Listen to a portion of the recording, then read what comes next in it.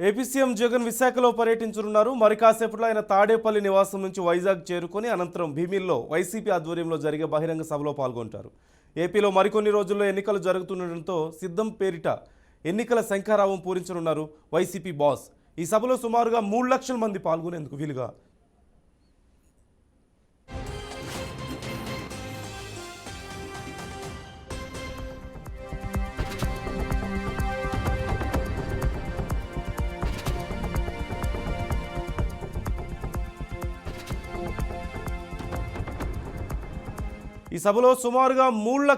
పాల్గొనేందుకు వీలుగా ఏర్పాట్లు చేశారు. ఎన్నికల వ్యూహాలను ముందుకు తీసుకెళ్లడమే ప్రధాన లక్ష్యంగా సిద్ధం బహిరంగ సభను ప్లాన్ చేసింది వైసీపీ.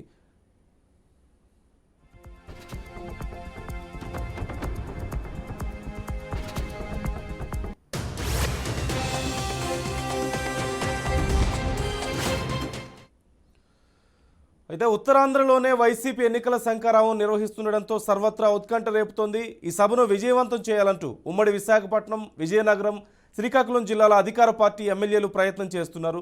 ఈ సభ ద్వారా వైసీపీ ఎన్నికల శంఖారావం ప్రకటించనుంది. ఇక పూర్తి సమాచారం మా ప్రతినిధి దుర్గాప్రసాద్ అందిస్తారు. లైవ్లో సిద్ధంగా ఉన్నారు. దుర్గాప్రసాద్, ఈ సిద్ధం సభ ఏంటి అసలు?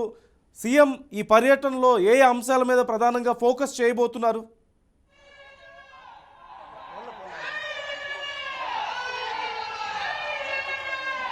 ప్రధానంగా రానున్న ఎన్నికల నేపథ్యంలో మొదటి శంఖారావం ఈ కార్యక్రమం చాలా భారీ ఎత్తున ఉత్తరాంధ్ర జిల్లాలన్నింటి మొత్తం కలుపుకొని ఈ కార్యక్రమాన్ని ఏర్పాటు చేయడం జరిగింది.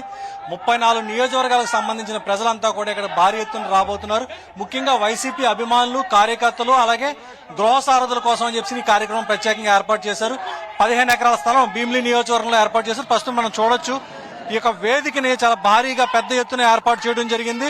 అలాగే వచ్చే ప్రజల కోసం అని చెప్పేసి దాదాపుగా 41 గ్యాలరీలు ఇప్పటికే ఇక్కడ ఏర్పాటు చేయడం జరిగింది. వీళ్ళందరికీ కోసం ప్రత్యేకమైన ఏర్పాట్లు కూడా చేశారు. అదేవిధంగా ఇక్కడ వచ్చిన వాళ్ళకి ఎటువంటి ఇబ్బందులు కలగకుండా కూడా చేశారు. అయితే ముఖ్యమంత్రి ఈ సభ ద్వారాగా ఏం చెప్తారన్నది ఇప్పుడు మనతో పాటు మాట్లాడేందుకు జిల్లా గ్రంథాలయ చైర్మన్ కొండ రాజీ ఉన్నారు. మీరు చెప్పండి, అసలు ఈ యొక్క కార్యక్రమం ద్వారా ముఖ్యమంత్రి సందేశం ఏ విధంగా ఉండబోతుంది? ఖచ్చితంగా ఇప్పుడు రాష్ట్రంలో ఉన్నటువంటి దుష్ట చతుష్టయాలైనటువంటి ప్రతిపక్షాలని కోవడానికి రానున్నటువంటి ఎన్నికల్లో విజయ సంకారం పూరించడానికి వైఎస్ఆర్ కాంగ్రెస్ పార్టీ సిద్ధంగా ఉంది. మా కార్యకర్తలందరూ సన్నద్ధంగా ఉన్నారనేటువంటి ఉద్దేశాన్ని రాష్ట్ర దశ దిశలా కూడా ఇది సిద్ధం అనేటువంటి సభ రాబోయేటటువంటి విజయానికి శంఖారావం సభగా జగన్మోహన్ రెడ్డి గారు ఏర్పాటు చేశారు. కంప్లీట్ గా మా పార్టీ కార్యకర్తలు ఎవరైతే ఉన్నారో ఉత్తరాంధ్ర 3 జిల్లాల నుంచి వాళ్ళందరితోని కూడా చాలా గొప్పగా ఈ సభ ఏర్పాటు అవుతుంది.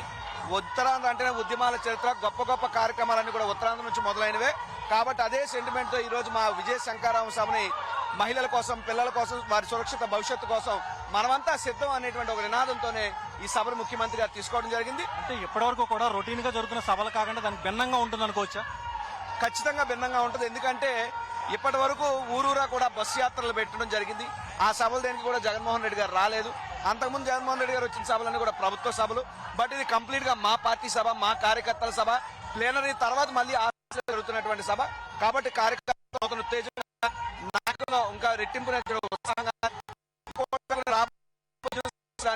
పునాదిలో భీమిల్లో జరిగేటువంటి సభతోనే పునాది పడబోతుందని తెలియజేస్తుంది. మొత్తానికి ఆ party YSR Congress party plenary సమావేశం తర్వాత అంత భారీ ఎత్తున కేవలం కార్యకర్తలు, అభిమానులు, అలా గృహసారులతో నిర్వహిస్తున్న కార్యక్రమం కాబట్టి ఖచ్చితంగా వీళ్ళు విజయవంతం సాధిస్తామని చెప్పి చెప్తున్నారు. చెప్పండి, ఈ యొక్క కార్యక్రమంలోని ముఖ్యమంత్రి ఎటువంటి సందేశం ఇస్తారని మీరు అనుకుంటున్నారు? నేను ఎస్కోట్ నియోజకవర్గం ఎల్కోట ఎంపీపీ మాట్లాడుతున్నానండి. ఈ రోజు పేదలకి, పెత్తందారులకి జరుగుతున్న ఈ సిద్ధం కార్యక్రమంలో మేము సైతం సిద్ధంగా ఉన్నామని చెప్తున్నాం. ఎందుకంటే ఈ రాష్ట్రంలో జగనన్న ముఖ్యమంత్రి అయ్యి 4 సంవత్సరాలు 8 నెలలు పూర్తి కావాల్సిన ఈ సందర్భంలో రాష్ట్రం కరోనా వంటి విపత్కర పరిస్థితుల్లో ఎన్నో కష్టాల్లో దేశం అంతా కూడా బాధపడుతున్న సమయంలో రాష్ట్రంలో మాత్రం ఈ రాష్ట్రం అంతా కూడా జగనన్న పరిపాలనలో, సంక్షేమ పాలనలో ఎంతో సుఖ సంతోషాలతో ఉన్నారు.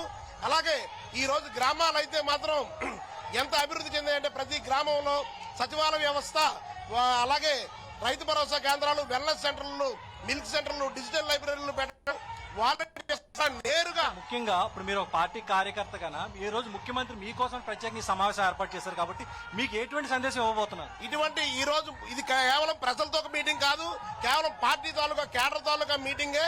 పార్టీ కార్యకర్తలు మాత్రమే ఈ సమావేశంలో పూర్తిగా పాల్గొంటున్నారు. ముఖ్యమంత్రి గారు రేపు మరలా కావాలి